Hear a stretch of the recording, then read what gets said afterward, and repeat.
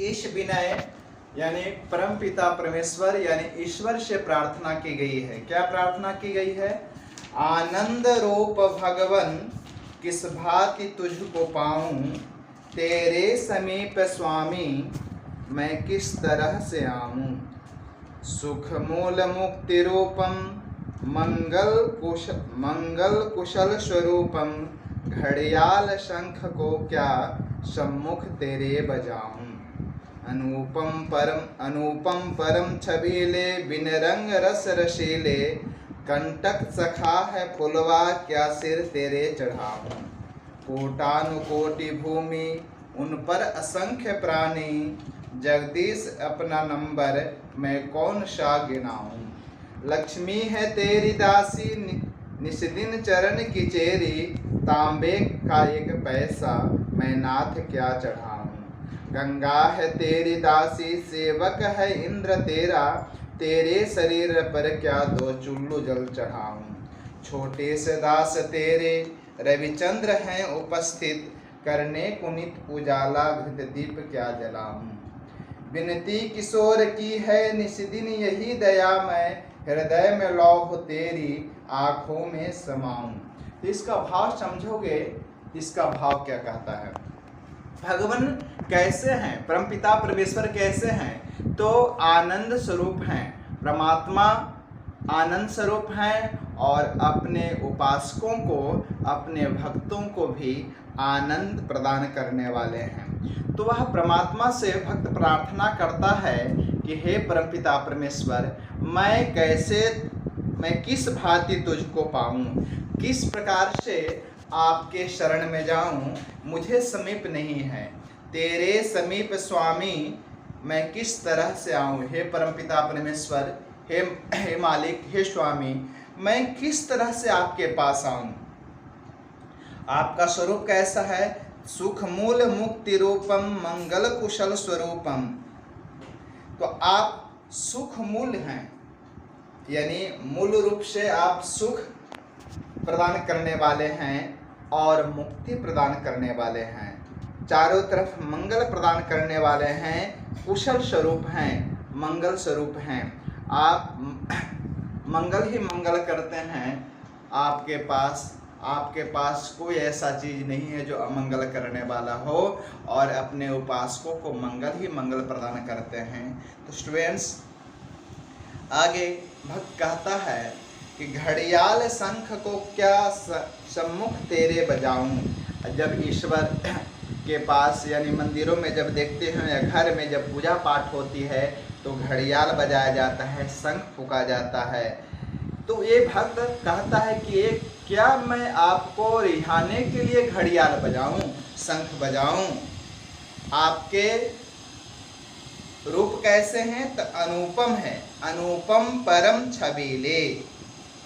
आपका उपमा किसी और से नहीं दी जा सकती, संसार की कोई वस्तु से आपकी उपमा नहीं दी जा सकती, क्योंकि आप अनुपम हैं।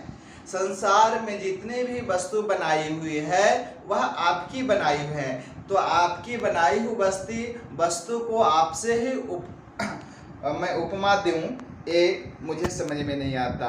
बिन रंग रस रशीले, आपका कोई रंग नहीं है, आप निराकार हैं, आप रसीले हैं। कंटक सखा है फुलवा क्या सिर तेरे चढ़ाऊं। भगवान की जब पूजा करते हैं पंचोपचार रीति से, दसोपचार से, षोडशोपचार रीति से, उसमें फूल चढ़ाने का विधान है। भगवान पर हम फूल चढ़ाते हैं। तो भक्त कह रहता है कि यदि फूल मैं चढ़ाता हूँ तो फूल के साथ कांटे होते हैं, तो क्या वही फूल मैं यहाँ पर चढ़ाऊं। कोटि भूमि उन पर असंख्य प्राणी, जगदीश अपना नंबर में कौन सा गिनाऊं। तो यहाँ पर कहता है संसार में समझने का कोशिश करें। कोटि यानी करोड़ होता है, कोटानुकोटि कोटि है यानी करोड़ को बोला जाता है। कोटि अनुकोटि अलग अलग करोगे, अनेक प्रकार, कोटि मतलब प्रकार भी होता है और कोटि का अर्थ होता है करोड़ भी होता है, दो अर्थ होता है। तो संसार में विभिन्न तरह के प्राणी हैं। उन प्राणी, बहुत सारे असंख्य प्राणी हैं।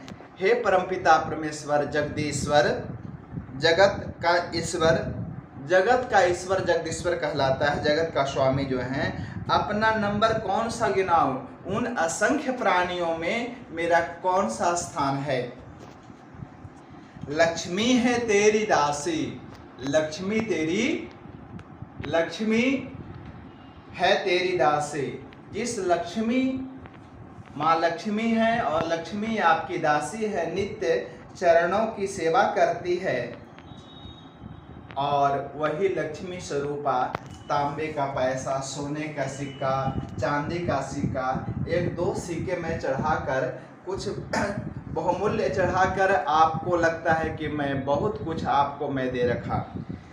तो लक्ष्मी है तेरी दासी, निष्दिन चरण की चेरी, हमेशा आपके चरणों की सेवा करती रहती है।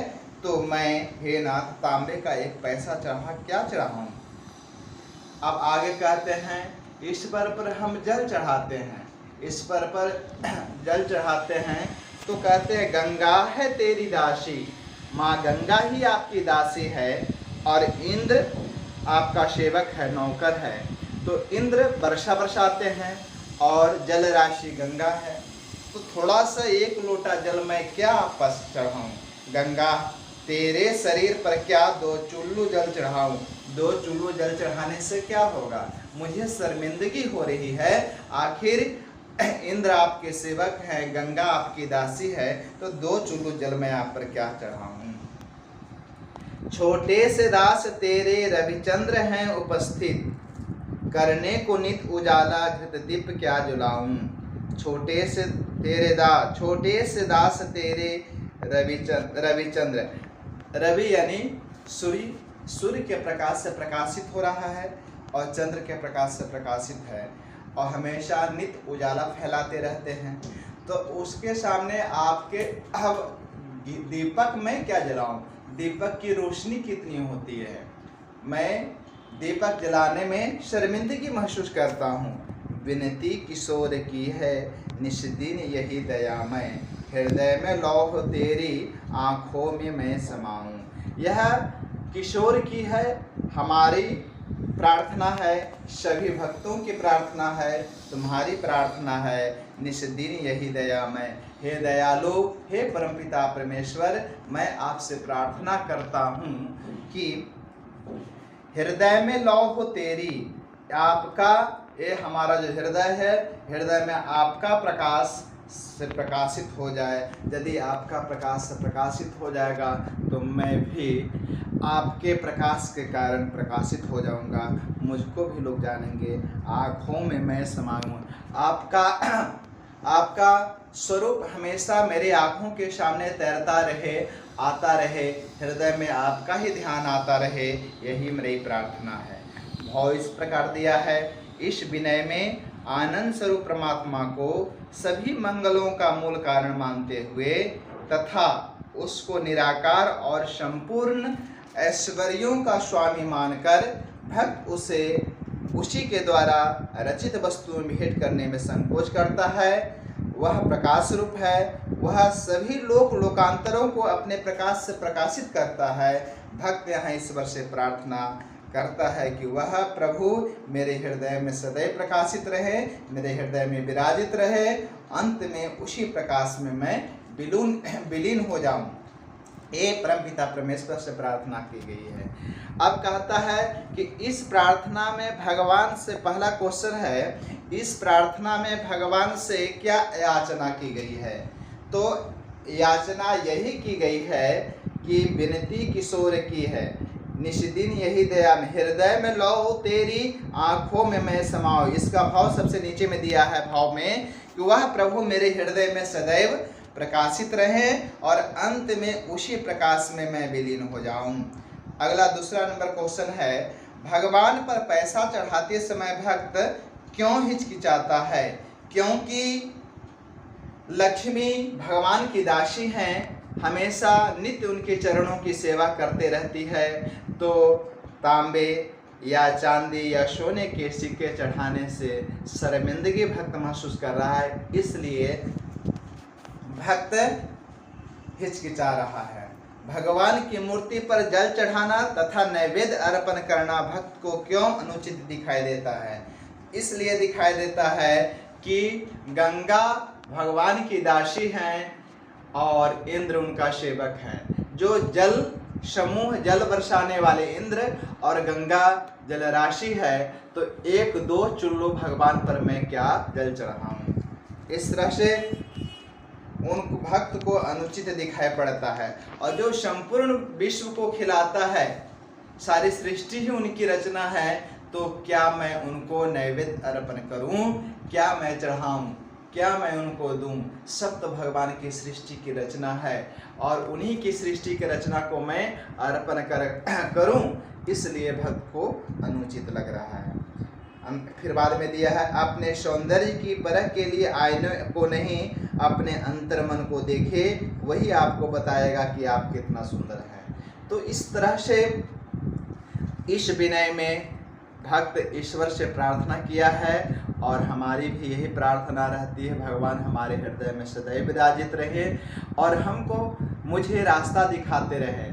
हमारा थोड़ा भगवान की कृपा होती है, थोड़ा सा ज्ञान हमारे अंदर में आ जाता है, तो हम अहंकारवश हम ज्ञानी समझने लगते हैं, ध्यानी समझने लगते हैं, धनवान समझने लगते हैं, मूल्यवान अपने आप को समझने लगते हैं। लेकिन यह सब परमात्मा का दिया हुआ है, इसलिए परमात्मा मेरे हृदय में सदैव हमेशा विराजित रहें, यही भक्त से प्रार्थना है। मेरी भी प्रार्थना है स्टूडेंट्स, इस चैप्टर को आप अच्छी तरह से पढ़ेंगे, ठीक है।